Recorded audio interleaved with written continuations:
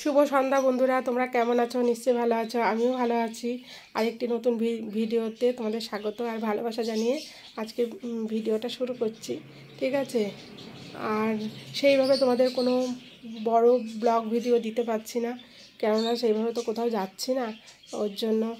আর এখন মেয়ে পড়তে চলে গেছে, ঘরটা পুরো ফাঁকা, একা একা বসে আছি, কি করব।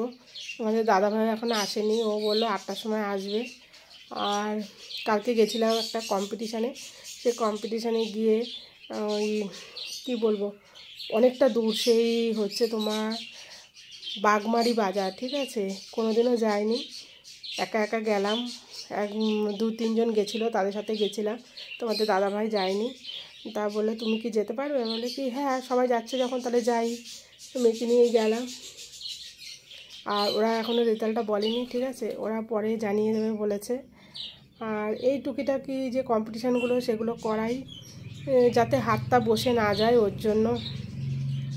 আর বাড়িতে তো সেইভাবে করার টাইমই পাচ্ছে না, কেন 9-এ পড়ে, পড়ার অনেক চাপ, ওর জন্য বাড়িতে করার টাইম পাচ্ছে না। আর তাও স্যারের কাছে নিয়ে গেলে একটু করা হয়, ঠিক আছে। আর আজকে তো স্যার বাড়িতে পড়াতে আসেনি, আবার আসবে হচ্ছে তোমার সোমবার দিন আসবে পড়াতে, ঠিক আছে। আর আমাদের ঘরের পাশে যে ঘরটা আছে, সে ঘরটা পাখি দেখেছে, ও ক্যাচো ম্যাচো করেই যাচ্ছে, ঠিক আছে বন্ধুরা।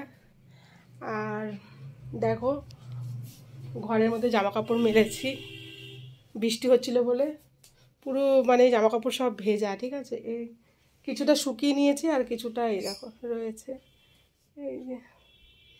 আর বৃষ্টি আসলে না খুব অসুবিধা হয়, বৃষ্টির দিনে পুরো মানে ঘর পুরো ড্যাম হয়ে যায়, জানো তো। আর পুরো ভিজে স্যাঁতস্যাঁতা হয়ে যায়। আবার ঘর থেকে আবার অ্যাডভেস্টার থেকে আবার জলও পড়ে বেশি বৃষ্টি হলে।